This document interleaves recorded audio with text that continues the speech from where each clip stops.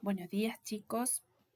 Bueno, en este segundo trabajo práctico vamos a comenzar con las marchas microbiológicas para infecciones de vías respiratorias. Vamos a ver la primera parte y lo vamos a continuar en la semana próxima en el trabajo práctico número 3. Bueno, les comento cuáles son los objetivos que ustedes tienen que alcanzar cuando terminemos este trabajo práctico. Deben observar las metodologías esenciales para el diagnóstico de las infecciones de vías aéreas superiores, como exudado nasofaringio y faringio, e inferiores como esputos, lavados broncoalveolar u otras de las muestras que figuran en la guía de trabajos prácticos.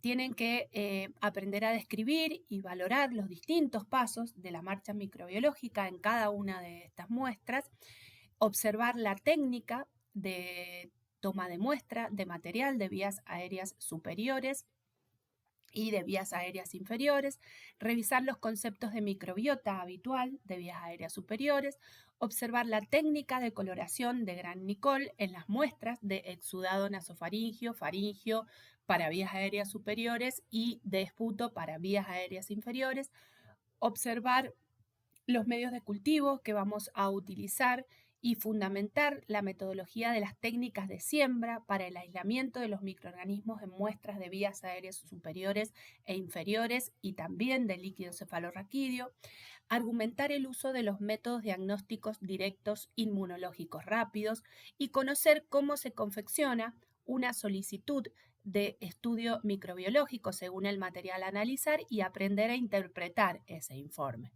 Y además deben conocer e interpretar el algoritmo diagnóstico para las infecciones del sistema nervioso central.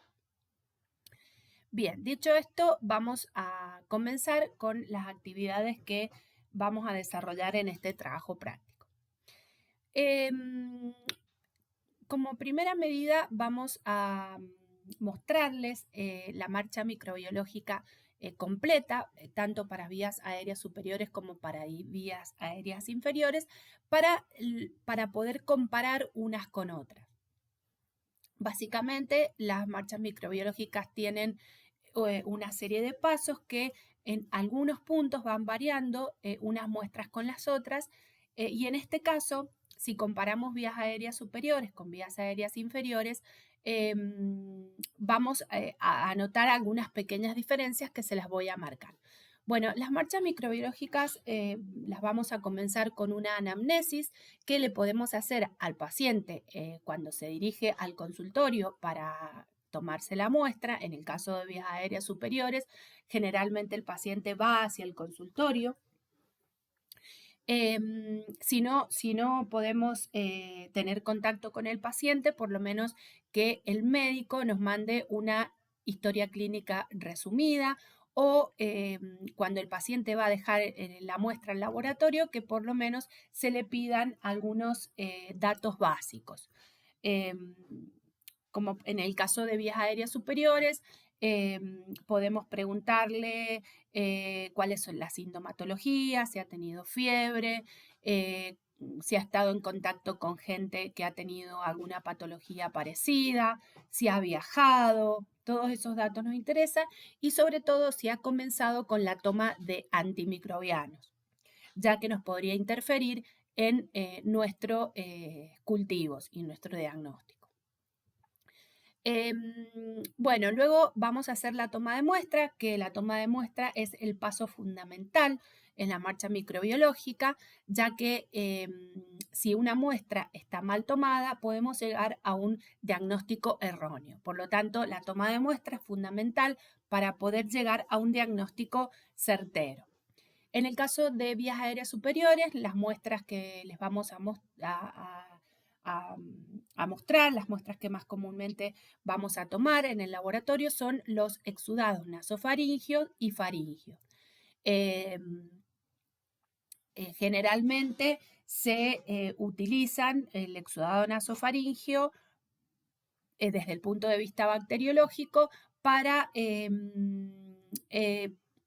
el diagnóstico de portadores, sobre todo de Staphylococcus aureus, en aquellos pacientes que van a ser intervenidos quirúrgicamente, en cirugías, sobre todo traumatológicas, los médicos suelen pedir hisopado nasofaringio para ver si el paciente es portador de Staphylococcus aureus, ya que en este tipo de cirugías es bastante riesgoso que se pueda la herida contaminar con este microorganismo, ya que se complicaría.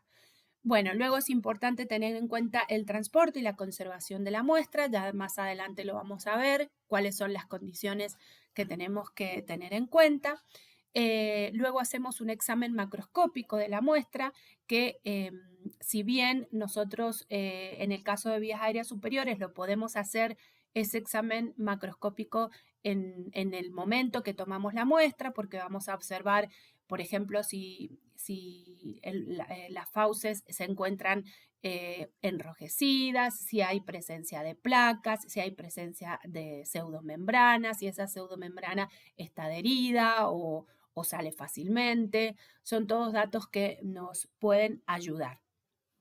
En el caso de vías aéreas inferiores, como es el esputo, la muestra que más comúnmente nos va a llegar, vamos a ver si esa muestra es translúcida, si tiene contenido de saliva, si es purulenta, si es mucopurulenta, si es hemoptoica, o sea, si es un esputo que tiene sangre y pus. Todas esas características las vamos eh, a tener en cuenta. Luego del examen macroscópico viene un examen microscópico. El examen microscópico consta de dos pasos que son el examen microscópico en fresco y el examen microscópico coloreado, que ustedes bien ya vieron las utilidades en el trabajo práctico número 1. En el caso de vías aéreas superiores, el examen microscópico en fresco no tiene mucha relevancia, ya que es una muestra más bien seca y no nos aporta un dato importante. Comparándolo con vías aéreas inferiores, como es el caso del esputo, acá sí el examen microscópico en fresco es de mucha utilidad porque nos indica la calidad de esa muestra, si esa muestra es apta para cultivo o hay que solicitar una nueva muestra porque es una muestra que es más bien salivosa y no nos sirve para cultivo. Bien, luego seguimos con el examen microscópico coloreado. En el caso de vías aéreas superiores sí, se hace el examen microscópico coloreado, aunque tampoco nos aporta muchos datos, ya que recuerden que en vías aéreas superiores hay mucha microbiota normal, entonces no nos aportaría demasiados datos.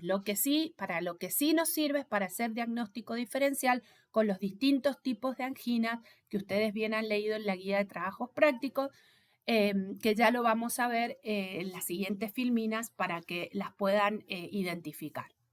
En el caso de vías aéreas inferiores, también realizamos un examen microscópico coloreado por Gram, cuya técnica ya la aprendieron en el trabajo práctico número 1, y además se le suma otra coloración que se hace de rutina para todos los materiales de vías aéreas inferiores, aunque el médico no lo solicite, es la coloración de Ziel-Nielsen, que la vamos a aprender en el trabajo práctico número 3, cuando veamos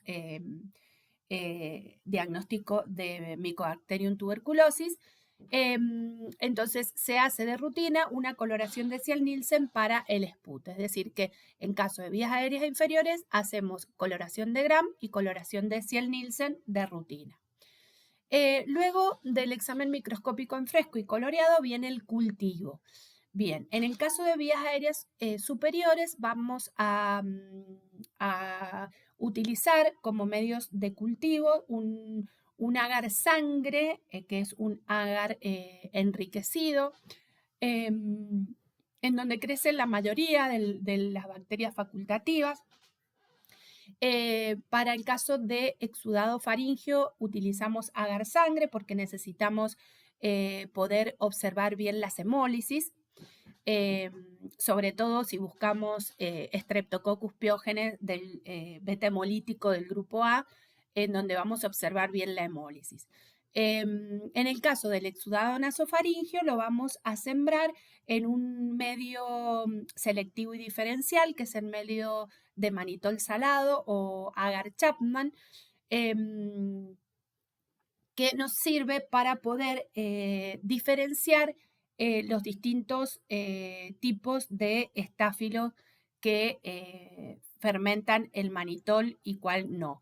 Este medio de cultivo, que es selectivo porque tiene altas concentraciones de cloruro de sodio, que me inhibe la microbiota gram negativa y me permite que desarrolle la gram positiva, y además es diferencial porque el medio tiene manitol, que este hidrato de carbono es fermentado por el Staphylococcus aureus, no así por el Staphylococcus epidermidis. Entonces, de esa manera lo podemos diferenciar. Más adelante les voy a mostrar una foto para que lo puedan observar mejor. Bien, este trabajo práctico, el número 2, llega hasta acá, es decir, hasta cultivo. Nosotros vamos a hacer la toma de muestra, el examen macroscópico, el examen microscópico y el cultivo y aislamiento, en ambos casos. La parte de identificación y antibiograma lo vamos a ver en el trabajo práctico número 3. De todas maneras, le comento que la identificación consta también de un examen macroscópico de las colonias que desarrollaron en el cultivo y un examen microscópico. Por último, se hacen las pruebas de susceptibilidad o antibiograma, que en el caso de vías aéreas superiores no se hacen de rutina, sino más bien para estudios epidemiológicos, o si el paciente es alérgico a las penicilinas, ya que la mayoría de las patologías se resuelven con beta-lactámicos. En ese caso tendríamos que hacer un antibiograma y probar macrólidos para aquellos pacientes alérgicos a la penicilina. En el caso de vías aéreas inferiores, dependiendo del microorganismo que yo aísle, será si voy a realizar las pruebas de susceptibilidad. Por ejemplo, en el exudado nasofaringio, si yo llegara a aislar Staphylococcus aureus, necesito ver si esa cepa de Staphylococcus aureus es meticilino resistente o meticilino sensible. Entonces, debo realizar una prueba de susceptibilidad. Por ejemplo, en vías aéreas inferiores, si llegara a aislar un bacilo gram negativo que esté produciendo una neumonía, como puede ser la Klebsiella pneumoniae, también necesito realizar pruebas de susceptibilidad. Bueno, ¿cuáles son las indicaciones que le vamos a hacer al paciente previos a la toma de muestra de vías aéreas superiores? En el caso de que el paciente tenga que realizarse un exudado de fauces porque está con un cuadro de anginas, se le dice al paciente que no ingiera alimentos o bebida durante las 3 horas previas a la toma de muestra, que no se enjuague, no haga buches con ningún tipo de antiséptico porque me puede inhibir lo que yo quiero buscar, y que por supuesto no tome antibióticos una semana previa a realizarse la toma de muestra. Bueno, como les había dicho, para la toma de muestra de exudado faríngeo vamos a utilizar un bajalengua estéril e hisopos estériles, y necesitamos tomar la muestra de la parte posterior de las fauces, de los pilares, de amígdalas palatinas, y tratar de no tocar úvula, ni lengua, ni paladar, porque se nos podría contaminar con microbiota habitual. Siempre vamos a observar si en las amígdalas hay placas, como en este caso, plaquitas, o a lo mejor alguna pseudomembrana que nos llame la atención. Bueno, ya vamos a ver en el video la técnica de toma de muestra. En el caso de exudado nasofaringio, el paciente debe tener la cabeza derecha o levemente inclinada a unos 45 grados, y el hisopo ingresa en forma horizontal al paladar. Tenemos que llegar hasta nasofaringe. Ya vamos a ver bien la técnica en el video que les vamos a colocar explicativo. Muy bien. Bueno, estos serían los hisopos. Hay hisopos de distintos tipos, más flexibles, menos flexibles, de madera, de dacrón. Eso va a ir dependiendo de el tipo de muestra que yo vaya a tomar y el microorganismo que necesite aislar. Porque hay algunos tipos de hisopos que inhiben algunos tipos de microorganismos. ¿Cómo vamos a conservar la muestra? Bueno, lo ideal es que la muestra sea procesada dentro de las 2 horas de extraída. En ese caso solamente lo voy a colocar en un tubo estéril y lo voy a enviar al laboratorio. O si lo saqué ahí mismo en el laboratorio, lo pongo en el tubo estéril. Si la muestra va a ser procesada luego de 2 horas, se coloca ese hisopo dentro de un tubo que tiene un medio de transporte, que puede ser el Carry-Blair o el medio de Stuart, que son medios que no permiten el desarrollo del microorganismo, simplemente lo conservan para que no se seque la muestra. Y en este tipo de muestra de vías aéreas superiores se conserva a temperatura ambiente.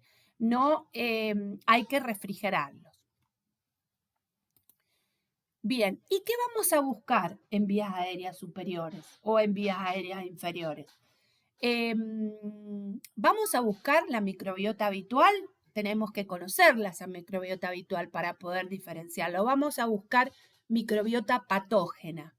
Entonces, la microbiota habitual, que como ustedes ya leyeron en la guía, Streptococcus grupovirian, Staphylococcus coagulasa negativos, como Epidermidis, micrococos, Corynebacterium spp, Neisseria spp, Veillonella, Haemophilus spp, Moraxella catarrhalis, Candida spp, no vamos a buscar. Lo que sí vamos a buscar es microbiota patógena. Por ejemplo, Streptococcus piógenes, que me puede producir anginas eritematopuláceas, Streptococcus pneumoniae, que me puede producir una neumonía en vías aéreas inferiores, que también forma parte de la microbiota habitual.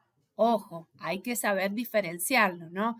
Staphylococcus aureus y Staphylococcus aureus vamos a buscar en un hisopado nasofaringeo de un paciente que va a ser intervenido quirúrgicamente. Corynebacterium diphtheriae, sí, también lo podemos buscar en algún paciente que esté produciendo una angina diftérica. Arcanobacterium hemolyticum también puede producirnos una faringitis. Francisella tularensis puede producirnos una neumonía.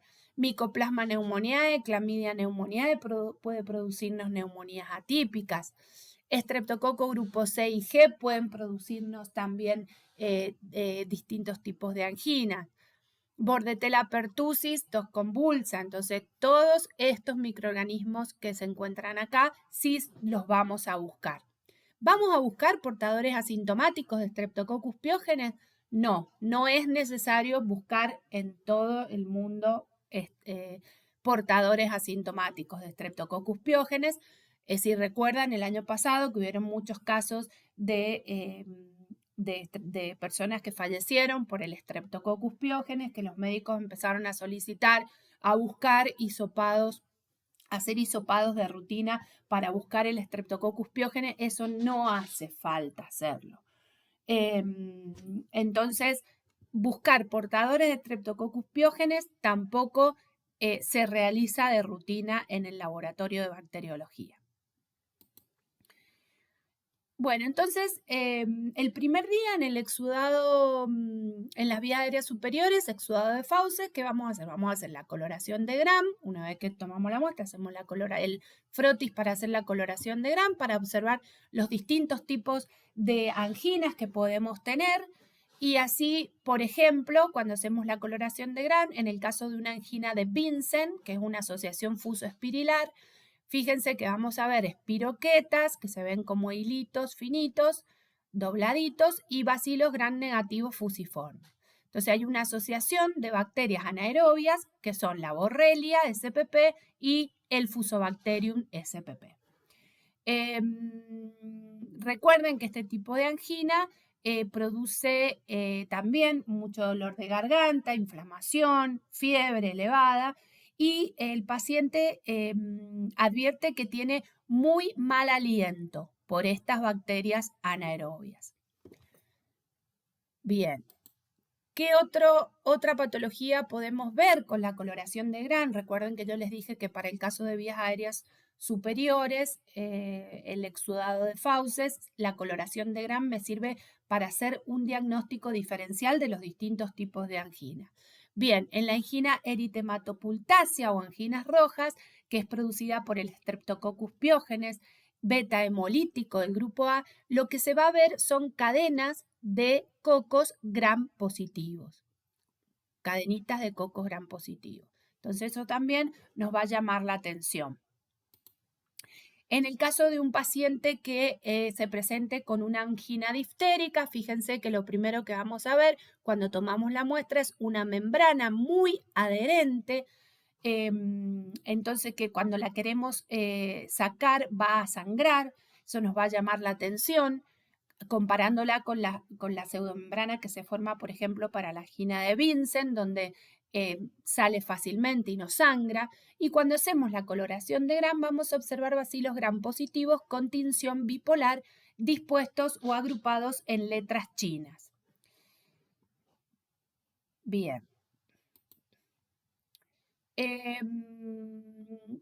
Para el cultivo y el aislamiento de vías aéreas superiores, como les comenté, para el exudado de fauces vamos a utilizar un medio enriquecido, que es el medio agar-sangre, para poder observar la hemólisis.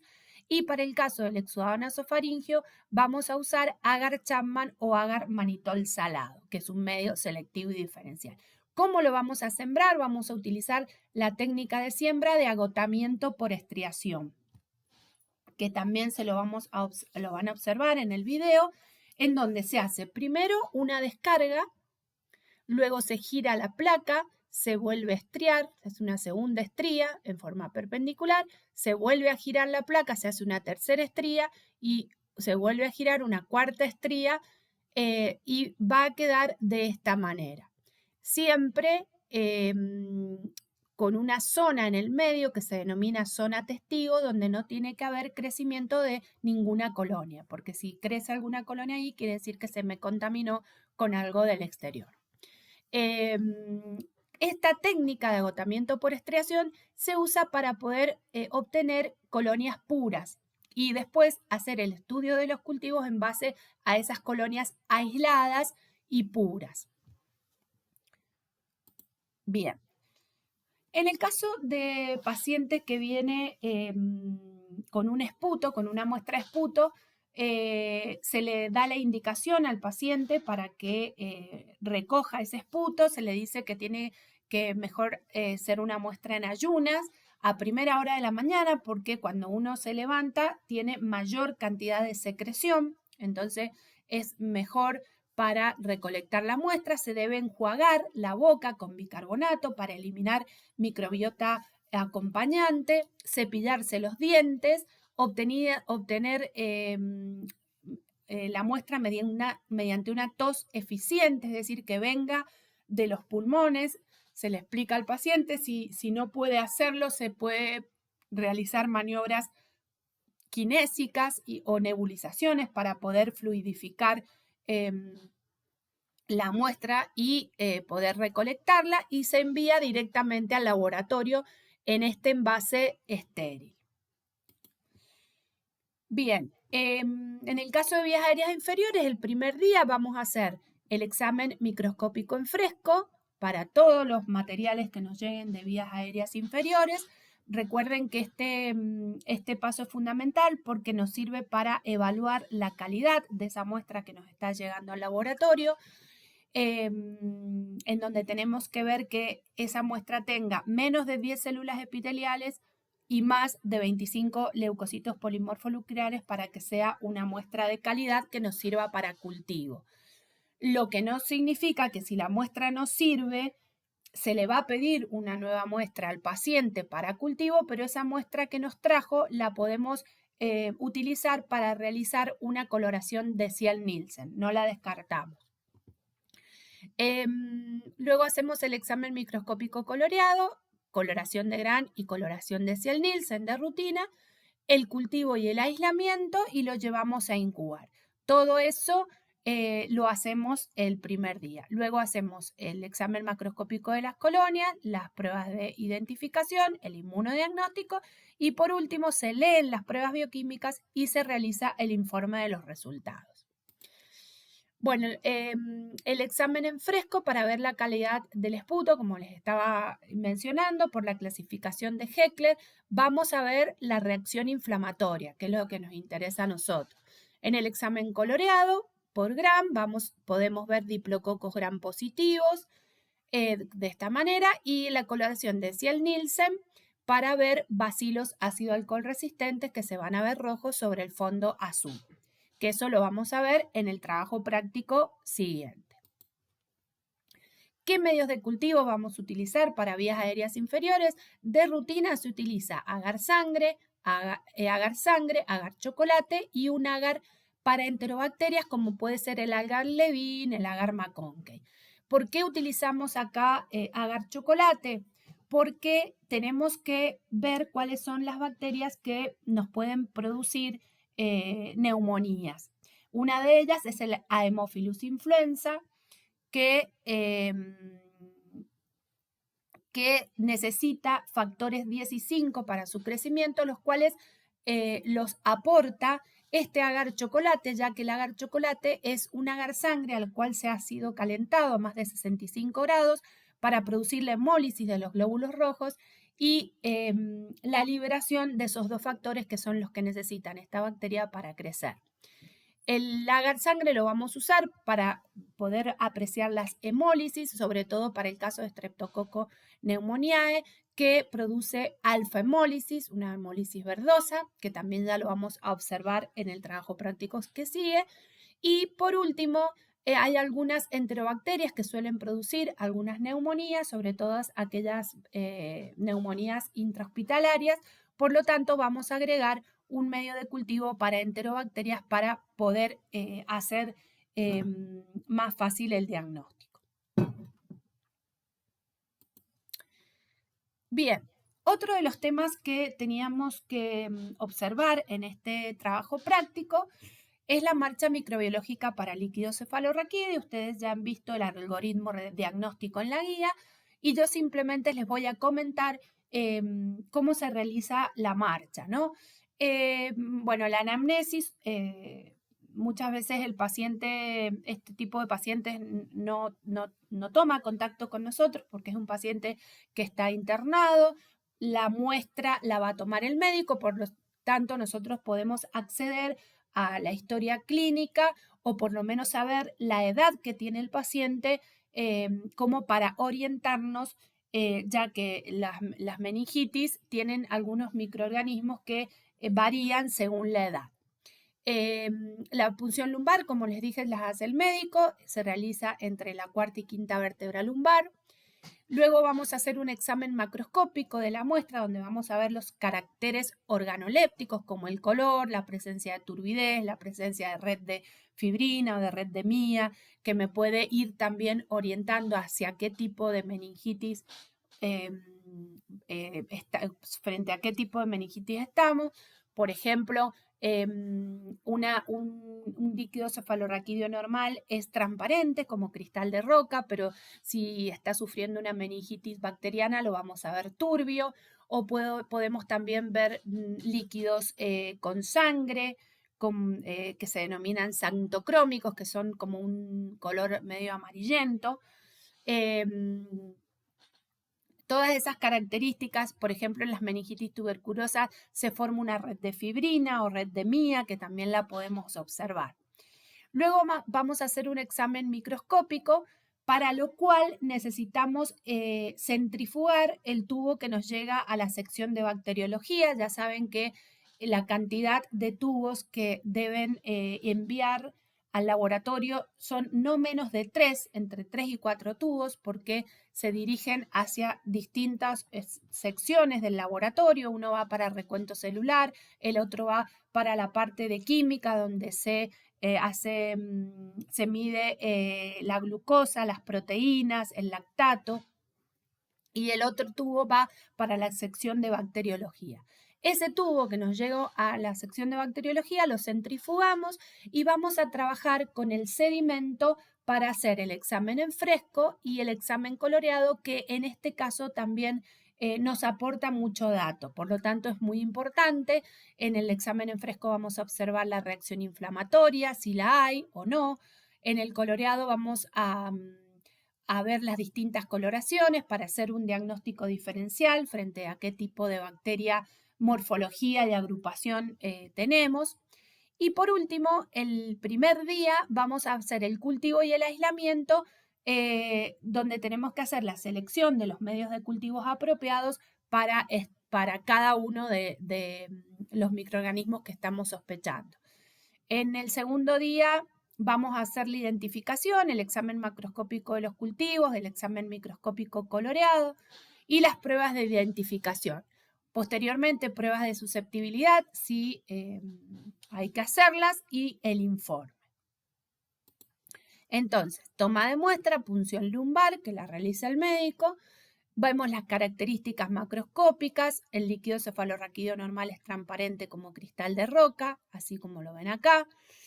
Si está turbio puede ser una meningitis bacteriana. Si está xantocrómico, como en este caso, tenemos que observar si esa xantocromía permanece en los 4 tubos o en los 3 tubos. Quiere decir que se puede tratar de una hemorragia subaracnoidea.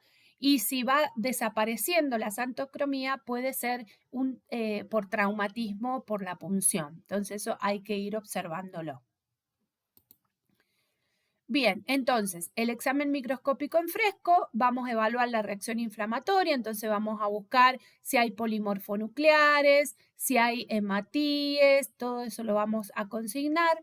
El examen microscópico coloreado, le vamos a hacer una coloración de Gram. En el caso de que sospechemos de una Neisseria meningitidis, podemos ver los diplococos Gram negativos, intracelulares.